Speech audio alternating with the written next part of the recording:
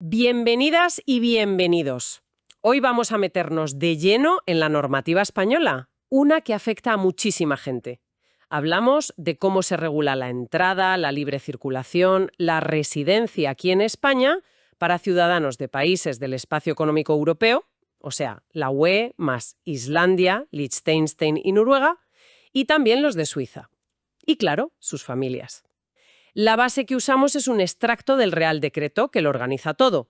Nuestra idea hoy es, desgranar lo importante, cómo se pide la residencia, qué derechos te da, pero ojo, también dónde están los límites y qué pasa si, en el peor de los casos, se habla de expulsión. Exacto. Es que estamos tocando un tema fundamental, la aplicación de la libre circulación, que es uno de los grandes pilares de la Unión Europea. Este Real Decreto intenta, poner negro sobre blanco ese derecho. Pero claro, también cómo España como Estado, pues controla quién entra y se queda, sobre todo si hay razones de orden público, seguridad o incluso salud pública. Vamos a ver un poco los trámites, qué papeles hacen falta y, muy importante, qué garantías tiene la gente en todo este proceso. De acuerdo. Pues vamos al lío. ¿Cómo empieza todo para un ciudadano de estos países o un familiar suyo que quiere vivir en España más de 3 meses? Pues mira, el primer paso, el formal, es pedir la inscripción en el Registro Central de Extranjeros. Eso si eres ciudadano de la AEE o suizo, o si eres familiar de uno de ellos pero no tienes esa nacionalidad, lo que pides es la tarjeta de residencia. Según la norma, esto hay que hacerlo en persona, con un modelo oficial. Y un detalle. Dice que se tienen que tramitar con preferencia. Eso de la preferencia suena bien. Pero mientras esperas, ¿qué pasa? Estás en un limbo. Puedes ir trabajando o empezar a estudiar o... A ver, ahí la norma es bastante clara y da cierta tranquilidad. Dice que presentar la solicitud y que esté en trámite, pues eso no impide que la persona siga en España provisionalmente.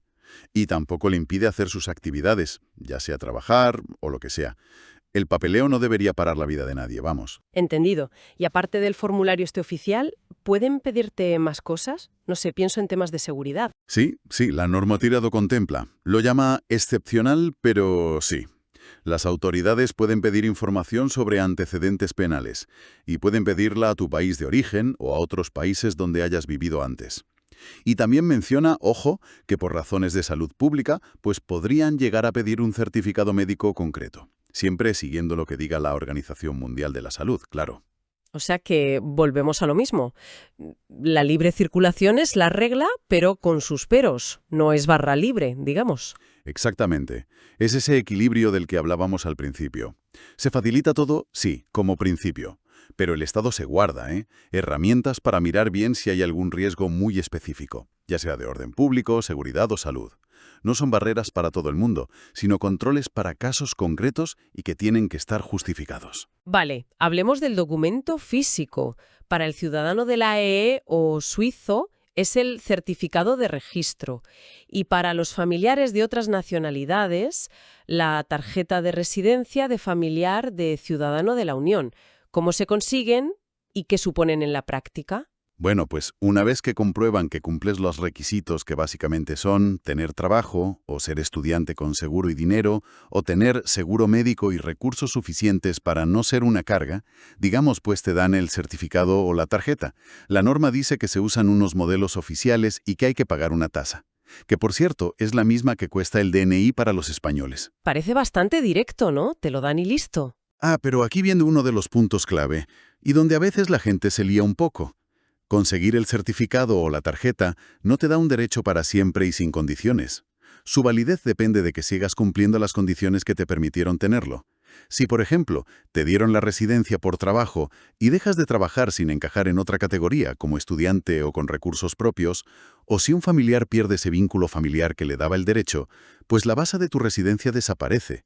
Y con ella, la validez del papelito. Vaya, o sea que no es como el DNI, que caduca por fecha y ya está. La validez real depende de que tu situación siga siendo la misma. Justo eso. Y por eso mismo, la normativa también dice que tienes la obligación de comunicar cualquier cambio importante. Si cambias de nacionalidad o de estado civil, si eso afecta a tu derecho, o incluso si te mudas, hay que ir a la oficina de extranjeros o a la comisaría de policía y decirlo. Es parte de tu responsabilidad, mantener tus datos al día. Vale. aclarado lo de la condicionalidad. Ahora, un tema que trae muchas dudas prácticas. Las ausencias. ¿Qué pasa si alguien con la tarjeta de familiar se va de España una temporada? Pues la regla general que pone el texto es bastante tajante, ¿eh? Dice que la tarjeta de familiar pierde su validez, o sea, caduca, si estás fuera de España más de 6 meses en un año. 6 meses al año, parece poco tiempo si tienes que irte, no sé, a cuidar a un familiar fuera o te sale un trabajo temporal en otro sitio. Exacto. Y la normativa se da cuenta de que la vida es más complicada. Por eso pone excepciones importantes a esa regla de los 6 meses. La tarjeta no pierde validez por ausencias más largas si es por cumplir obligaciones militares. Eso por un lado. Y tampoco si la ausencia, aunque sea de más de 6 meses, no pasa de 12 meses seguidos y es por razones muy concretas y justificadas. ¿Y qué razones son esas? Pues la lista es bastante completa. Embarazo, parto, posparto, una enfermedad grave, si te vas a estudiar o hacer formación profesional. Y también incluye los traslados temporales por trabajo a otro país. Y aquí es interesante porque dice que da igual si te vas a otro país de la UE o a un tercer país fuera de la UE. Entiendo. O sea que la ley intenta distinguir, ¿no? De estudios o de trabajo temporal, y lo que podría parecer que has dejado de vivir aquí de verdad, que te has desvinculado del país. No se quiere penalizar esas situaciones de la vida o de trabajo que te obligan a estar fuera un tiempo, pero sin que hayas cambiado tu centro de vida, digamos.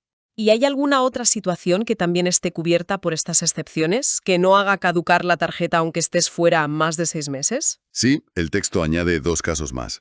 Tampoco caduca si la ausencia es porque estás participando en proyectos de cooperación al desarrollo o de ayuda humanitaria fuera de España.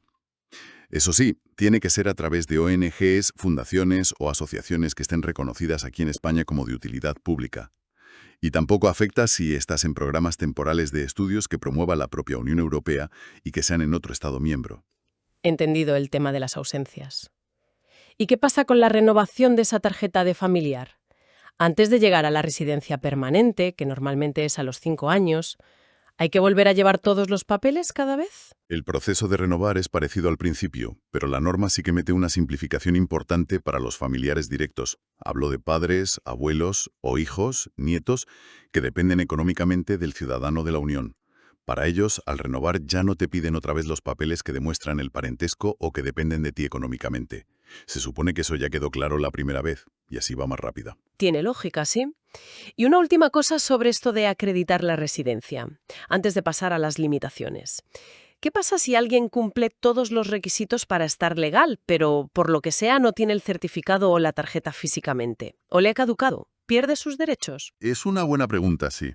A ver, la norma dice que tienes la obligación legal de pedir y tener esos documentos, pero también reconoce que, aunque tener el documento físico es la forma normal de demostrar que eres beneficiario de este régimen, no es la única. Si cumples los requisitos, puedes demostrar tu derecho a vivir y trabajar aquí por cualquier otra prueba válida en derecho. El documento te facilita la vida un montón, claro, pero el derecho en sí no depende solo de tener el plástico en la cartera. Muy bien, pues ya hemos visto cómo se consigue y se mantiene la residencia. Pero, como decíamos al principio, este derecho no es absoluto. ¿Cuándo puede España decir hasta aquí y restringir la entrada o la residencia de un ciudadano de la UE, de Suiza o de sus familiares? La normativa es muy clara con los motivos. Solo se puede hacer por razones de orden público, seguridad pública o salud pública. Y ojo, que son conceptos jurídicos que hay que interpretar de forma estricta. No vale cualquier cosa. ¿Y qué tipo de medidas se pueden tomar con esa justificación? Pues pueden ser varias cosas. Desde pararte en la frontera y no dejarte entrar, aunque lleves los papeles aparentemente bien, pasando por negarte la inscripción inicial en el registro, o no darte la tarjeta de residencia, o no renovártela. Y la medida más fuerte, claro, es ordenar la expulsión o la devolución del territorio español. ¿Y da lo mismo si eres alguien que acaba de llegar o si llevas aquí años y ya tienes la residencia permanente? No. Y esa diferencia es fundamental. La ley protege mucho más a los que ya tienen la residencia permanente, que normalmente se consigue después de 5 años viviendo legalmente aquí de forma continuada. Si eres residente permanente, ya sea ciudadano de la ES, Suiza o familiar, solo te pueden expulsar si hay motivos graves, de orden público o seguridad pública. El listón sube mucho, ya no vale un motivo cualquiera, tiene que ser grave. Y aparte de exigir motivos graves, hay que mirar algo más antes de expulsar a un residente permanente. Sí, y son cosas muy importantes. Antes de decidir la expulsión de un residente permanente, la autoridad tiene que valorar obligatoriamente varios factores personales. Tiene que mirar cuánto tiempo lleva esa persona viviendo en España, qué edad tiene, cómo está de salud, cuál es su situación familiar y económica, también su nivel de integración social y cultural aquí y qué importancia tienen los lazos que todavía mantienen con su país de origen. Suena a que la decisión no puede ser automática, ¿no? No vale solo con mirar el hecho que preocupa, como por ejemplo una condena. Exactamente. Obliga a sopesar las cosas. Hay que hacer una valoración para esa persona concreta, ver qué impacto tendría la expulsión en su vida y comparar su conexión real con España frente a la amenaza que pueda suponer. No es una fórmula matemática, es una valoración compleja de la situación personal. La norma insiste mucho en lo de la conducta personal, ¿verdad? Totalmente. Repite una y otra vez que cualquier medida de estas por orden público o seguridad tiene que basarse solo en la conducta personal de esa persona. Y esa conducta tiene que ser una amenaza real, actual y suficientemente grave para un interés fundamental de la sociedad. No valen justificaciones genéricas de prevención, ni amenazas que son solo una posibilidad o que pasaron hace mucho. Y un punto clave. Tener condenas penales anteriores por sí solo no justifica automáticamente la expulsión. Hay que valorarlas como un elemento más, dentro de esa visión global de si hay una amenaza actual y grave. Es un estándar bastante alto. Parece que busca evitar decisiones un poco al tuntún. Sin duda. Y hay más protecciones aún más específicas. Por ejemplo, salvo que haya motivos imperiosos de seguridad pública, que es un nivel de gravedad todavía mayor, no se puede expulsar a un ciudadano del AEE Suiza o familiar que lleve viviendo legalmente en España los 10 años anteriores. Tampoco se puede expulsar a un menor de edad, a no ser que la decisión de devolverle a su país se vea como estrictamente necesaria pensando en el interés superior del menor, que es un principio legal básico, y muy importante, que esa medida no sea una sanción para él. También es interesante lo que dice que explícitamente no es motivo de expulsión. Correcto. La norma aclara que tener el pasaporte o el DNI con el que entraste caducado, o incluso tener caducado el propio certificado de registro o la tarjeta de residencia, no son motivos para expulsarte. Y si no cumples con la obligación administrativa de pedir el certificado o la tarjeta, te expulsan, pues tampoco. La consecuencia que prevé es una multa, parecida a la que le pondrían a un español por no tener el DNI en regla.